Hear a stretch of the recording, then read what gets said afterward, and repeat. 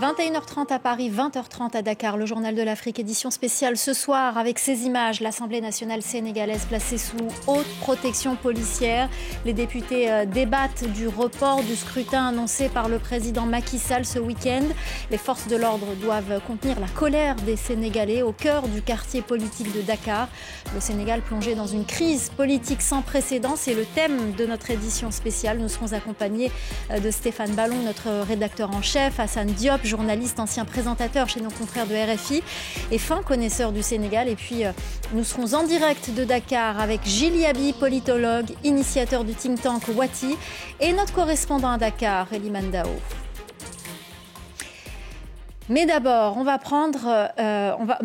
arrêtons-nous un instant sur le déclencheur de cette crise. C'était samedi à la mi-journée. Le président Macky Sall fait une annonce inattendue qui provoque un séisme politique. On l'écoute. J'ai signé le décret 2024-106 du 3 février 2024, abrogeant le décret 2023-2283 du 29 novembre 2023 portant convocation du corps électoral. Pour ma part, mon engagement solennel à ne pas me présenter à l'élection présidentielle reste inchangé. On va s'arrêter un instant sur cette annonce, Hassan Diop, sur le fond d'abord. C'était pas très clair en fait. Oui. C'est pas direct. Ce n'est pas direct. En tout cas, l'argumentaire qu'il a avancé n'a semble-t-il pas convaincu. L'argumentaire, c'est qu'il y avait des contestations de la part de certains parlementaires, des décisions du Conseil constitutionnel sur l'homologation d'un certain nombre de candidats, notamment le problème logiciel concernant les parrainages. Par ailleurs, l'homologation ou la validation d'une des candidates, Madame Rose Wardini, qui jouit de la double nationalité, en dépit effectivement du dispositif de l'article 28 de la Constitution sénégalaise. Donc il s'est basé sur cet argumentaire effectivement, mais auparavant une fraction du Parlement, à savoir les députés du PDS, avait introduit une demande de mise en place d'une commission parlementaire le 31. Et cette démarche a été soutenue par les parlementaires également, un certain nombre de parlementaires de la majorité. Et donc, ce qui, évidemment, ouvrait, je dirais, un rapport de force ou une relation inédite entre, à la fois, d'un côté, le corps législatif et le corps judiciaire suprême du pays, le Conseil constitutionnel, avec la suspicion qui pesait sur deux juges et qui étaient tout bonnement indexés par l'un des candidats invalidés, à savoir Karim Ouad, qui les a ni plus ni moins accusés de corruption.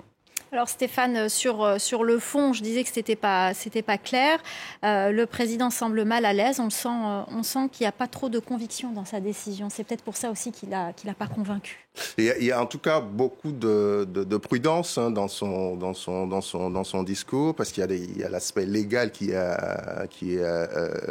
important dans cette séquence. D'ailleurs, quand vous écoutez le porte-parole du gouvernement qu'on a eu sur nos plateaux hier ou avant-hier, qui dit le président n'a ni le droit ni la compétence de reporter un scrutin, c'est pour ça qu'il s'est limité dans son discours à abroger le décret par lequel il avait convoqué le corps électoral.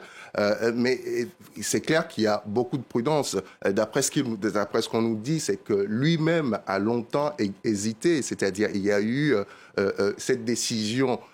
Macky Sall, c'est un fin politique, c'est un animal politique. Il sait très bien ce que pourrait déclencher cette déclaration. Moi, ce qui m'interroge dans cette séquence, c'est la part de...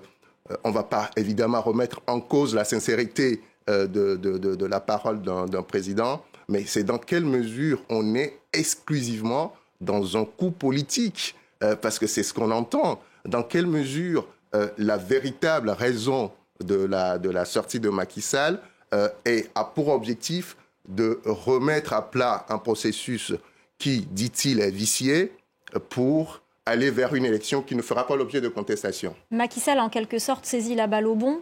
Il n'a pas préparé. C'est une opportunité, comme vous dites, voilà, c'est un coup politique.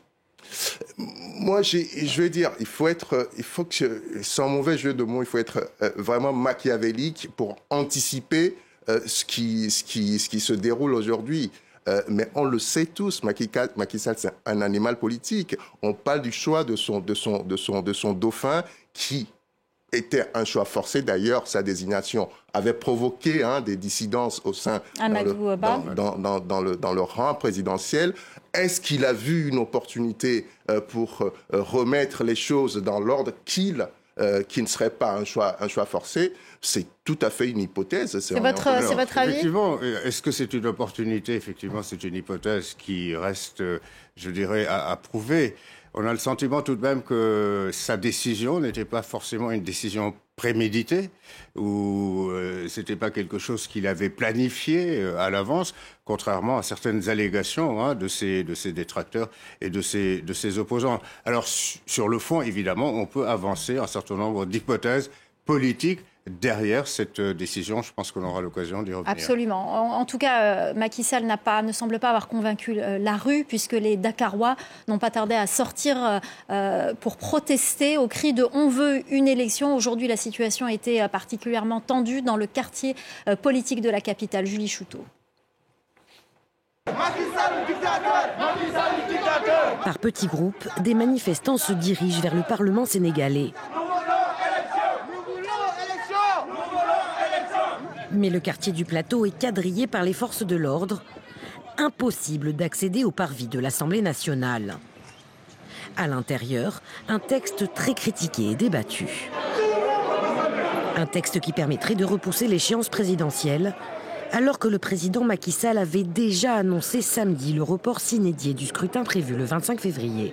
La question actuellement, c'est de savoir si on est prêt à laisser le régime en place dérouler son agenda politique ou dire non. Et la réponse pour moi, elle est simple, elle est de dire non.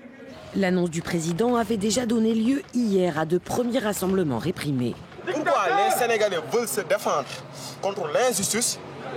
Les gendarmes nous tuent pacifiquement, les gendarmes nous tirent des lacrymogènes. Vous en êtes témoin. Dans les rues agitées de Dakar ce dimanche, des barricades ont été érigées et les échauffourées ont duré plusieurs heures, alors que l'Internet mobile est coupé. Quelques membres de l'opposition ont aussi fait le déplacement. Parmi eux, Thierno Alassane Sall, candidat indépendant à la présidentielle. Comme une dizaine d'autres prétendants à la fonction suprême, il avertit qu'il attaquera en justice le décret présidentiel, qualifié de coup d'État constitutionnel par ses détracteurs. Ce qui est en train de se passer, c'est une révision qui vise à prolonger le mandat du président de la République, contrairement aux dispositions de la Constitution.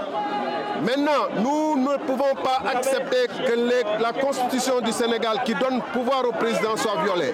Le président Macky Sall, au pouvoir depuis 12 ans, avait annoncé en juillet qu'il ne se représenterait pas pour un troisième mandat présidentiel.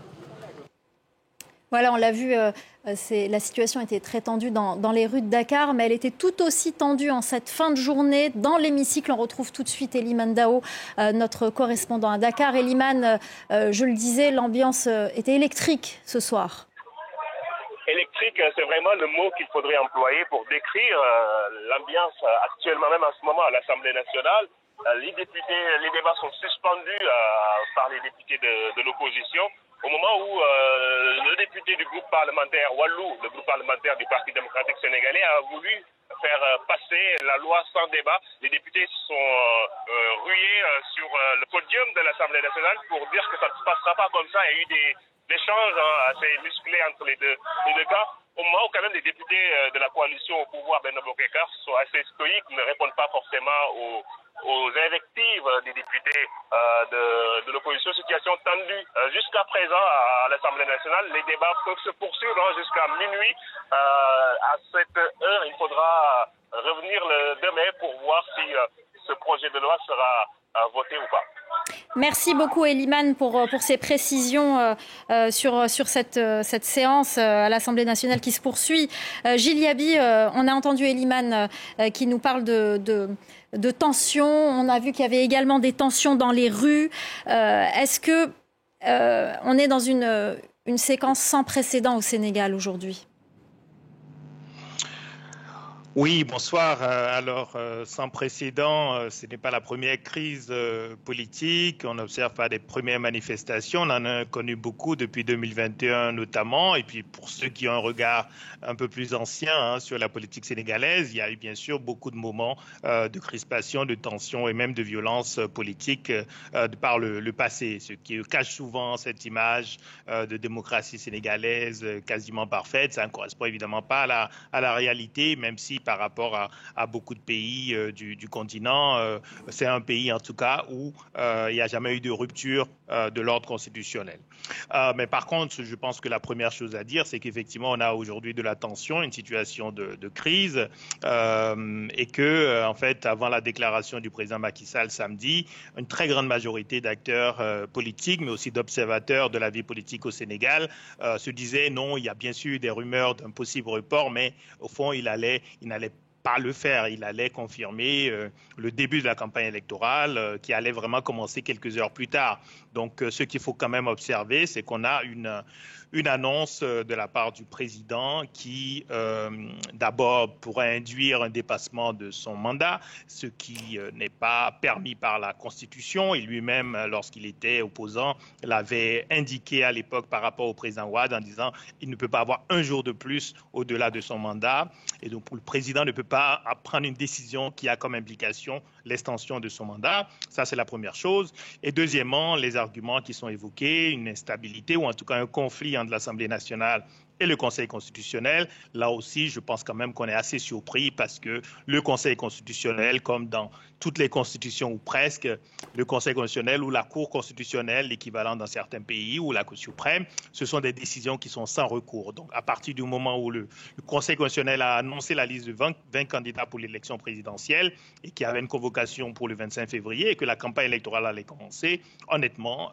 on a du mal à voir, disons, la justification possible d'une telle décision qui crée une situation clairement d'incertitude aujourd'hui et qui nuit aux activités économiques puisque les données mobiles, par exemple, ont été coupées quand même depuis hier. Oui, c'est bien de le signaler. Alors, Gilles Yaby, vous le dites, il n'y a pas de recours pour revenir sur une décision du Conseil constitutionnel, mais y a-t-il un recours aujourd'hui pour les opposants qui menacent justement de faire le maximum pour empêcher ce report ? Oui, alors, déjà, on va attendre ce qui va sortir du Parlement, mais je pense qu'à nouveau, même le décret, disons, qui abroge le décret qui avait été pris par le président, il fait l'objet quand même de polémiques aujourd'hui. On croit savoir qu'il n'a pas été contresigné par le Premier ministre actuel, Amadou Ba, qui est aussi le candidat officiel de la coalition. Et donc, effectivement, il pourrait y avoir tout à fait la possibilité d'attaquer le décret lui-même. Et au fond, en réalité, dans l'architecture des institutions, le Conseil constitutionnel, dans la plupart des cas, est vraiment plutôt le garant de la Constitution, y compris de la séparation des pouvoirs. Et donc, effectivement, il faudra vérifier que ce décret respecte lui-même, en fait, la loi et la Constitution.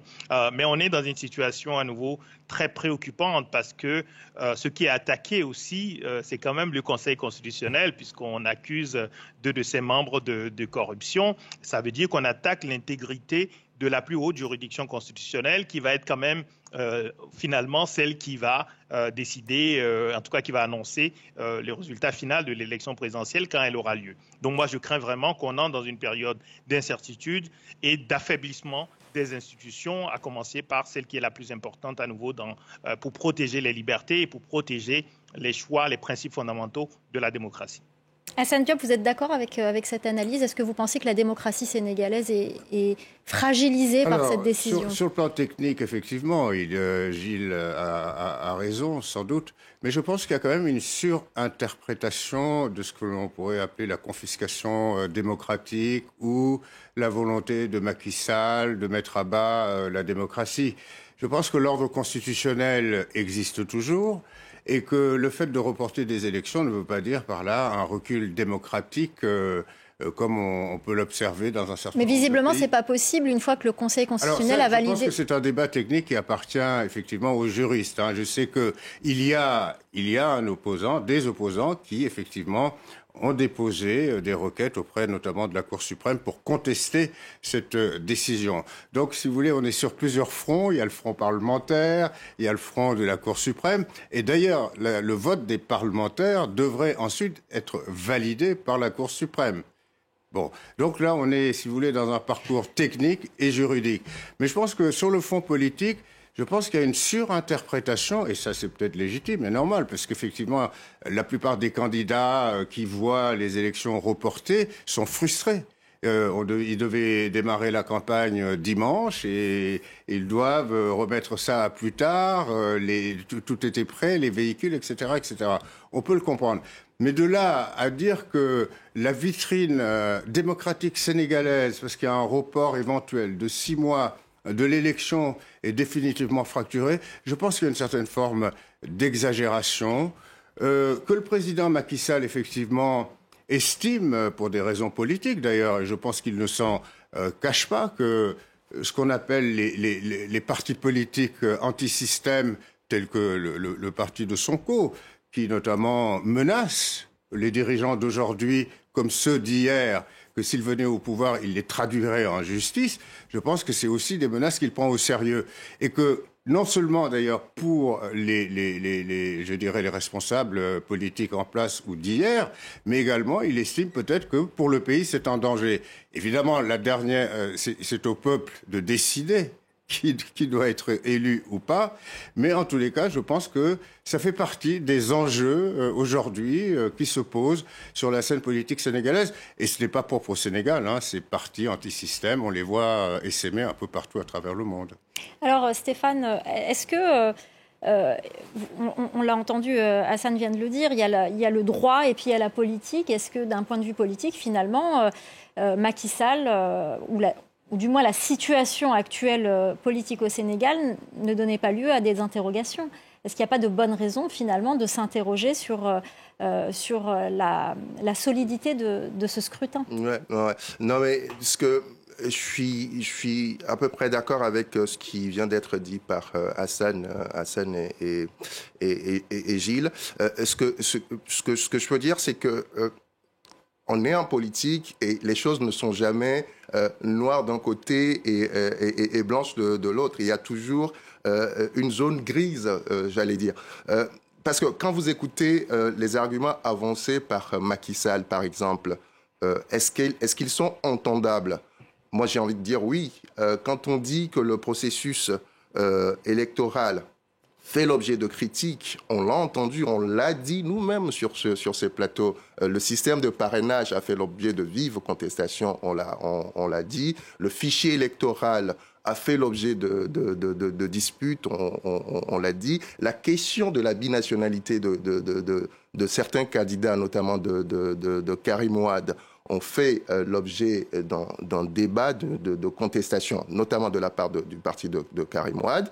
Et pour ne rien arranger dans ce contexte déjà confus, on porte accusation, on accuse l'institution, la plus haute institution juridique constitutionnelle du pays. On met en cause l'intégrité de certains membres de ce Conseil constitutionnel. Est-ce que c'est des éléments qui sont entendables? Oui, c'est entendable. Alors, est-ce que c'est suffisant aujourd'hui pour décider du report du scrutin? C'est là tout le débat. Parce que, en toile de fond, qu'est-ce qui va se passer? Quand on dit faisons table rase pour éviter d'avoir un scrutin qui, au bout, sera de toutes les façons contesté, mais en fait, ce qu'on ne nous dit pas, c'est entre les deux, qu'est-ce qui va se passer? Est-ce qu'on va revoir entièrement les règles du jeu, sachant qu'on est déjà dans la compétition? Est-ce que dans ces conditions-là, alors je pose beaucoup de questions, j'apporte mon... Est-ce que dans ces conditions, il n'aurait pas fallu attendre, aller jusqu'au scrutin et dire, en fait, on a testé de nouvelles règles, on a vu que ça n'a pas marché, donc dans le cas des prochaines séances électorales, on devrait revoir les règles du jeu. Donc c'est tout ce qui se passe aujourd'hui, se joue. Et moi, je pense que c'est aussi une forme de vitalité de la démocratie. Hein, je veux dire, on n'est pas en train, en face d'avoir un président qui dit c'est comme ça et ça ne sera pas autrement. On a en face de lui un Parlement avec des députés de l'opposition qui contestent sa décision. On a des populations qui descendent dans la rue pour contester. Et c'est ce qui fait aussi la particularité du Sénégal. C'est une démocratie, j'ai envie de dire, qui vacille souvent, mais qui ne flanche, en tout cas jusqu'ici, qui ne flanche pas. Alors, Gilles Yabi, qu'est-ce qu'il aurait fallu faire, justement, dans ce contexte où on a le droit et où le droit constitutionnel et d'un autre côté, on a la réalité de la situation?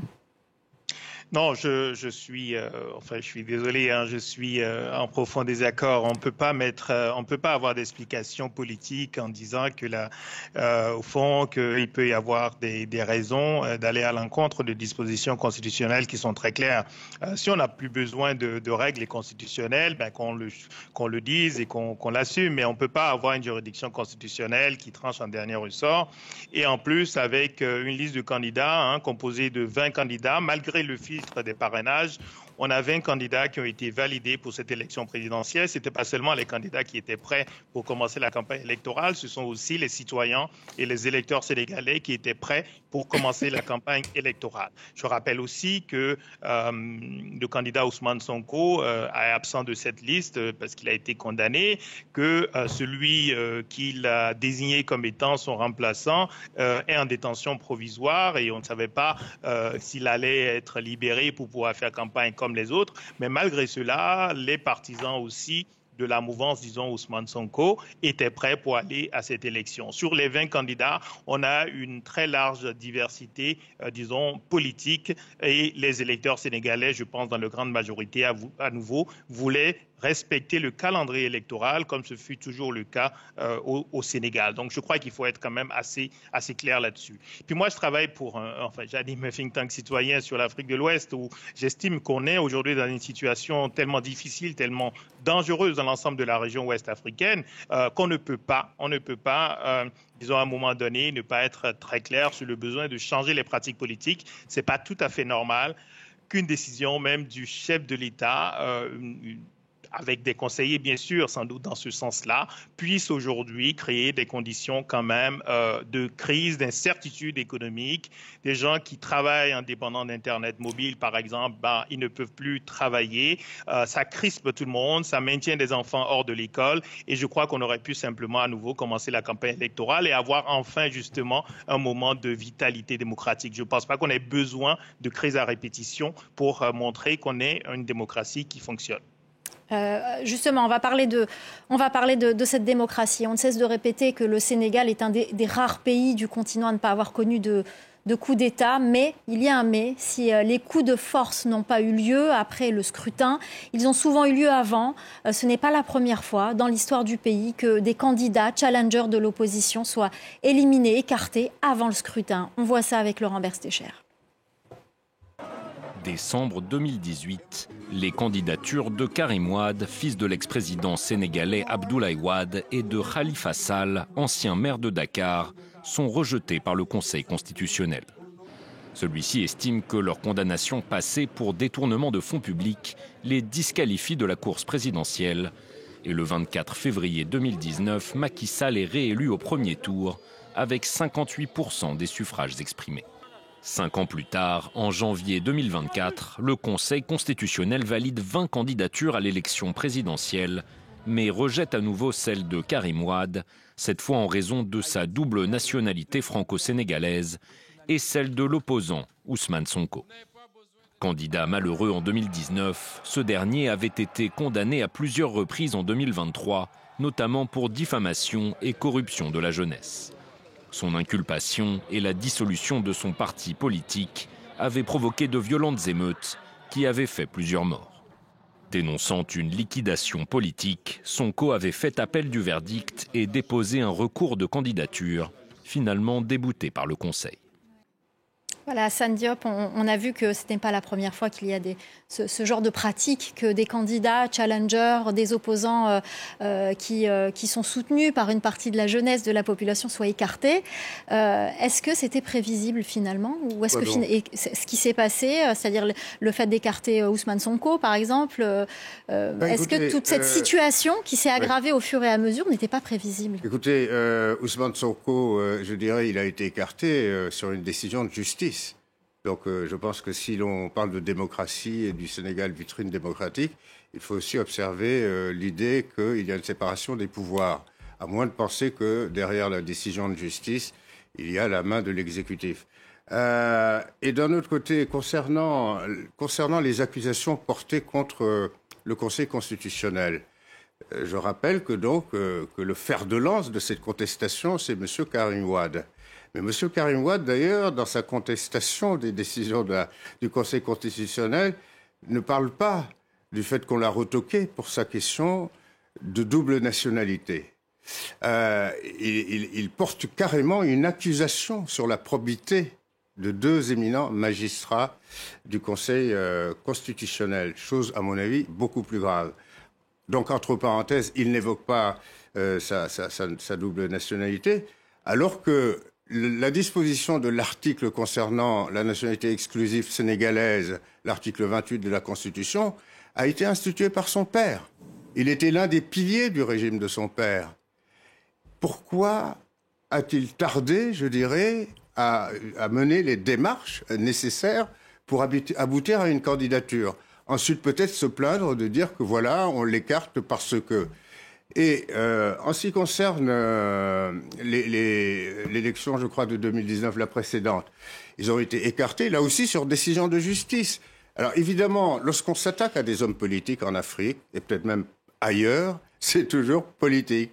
C'est-à-dire qu'un homme politique, quand il est accusé je dirais, de délit ou de détournement de fonds publics, comme ça a été le cas en tout cas pour Karim Wade et Khalifa Sall, tout de suite, c'est parce que c'est une démarche politique, c'est une attaque politique, c'est pour les neutraliser politiquement. Alors voilà, si l'on prétend instituer un état de droit, dans ce cas-là, il faut aussi respecter les règles de justice. Alors, malheureusement, nous n'avons plus beaucoup de temps. Je me tourne vers vous, Gilles Yaby. Cette question que vous avez commencé à évoquer sur la question régionale, on aimerait bien savoir ce qui se passe au sein de la CEDEAO aujourd'hui, après le coup de séisme provoqué par le départ du Mali, du Niger et du Burkina Faso. Aujourd'hui, cette crise politique au Sénégal, est-ce que la région a du fil à retordre, finalement ? Oui, c'est le moins qu'on puisse dire. Je pense que ce qui est en train de se passer au Sénégal, malheureusement, rend le travail de ceux qui essayent d'expliquer qu'il faut faire la différence entre des problèmes aujourd'hui évidents de qualité de leadership politique à la tête des États de la région, de la question de l'intégration régionale ouest africaine qui a 49 ans de passé et qui doit être préservée. Et on est dans une situation de grave affaiblissement de la CEDEAO avec l'annonce de retrait de des 3 pays sahéliens.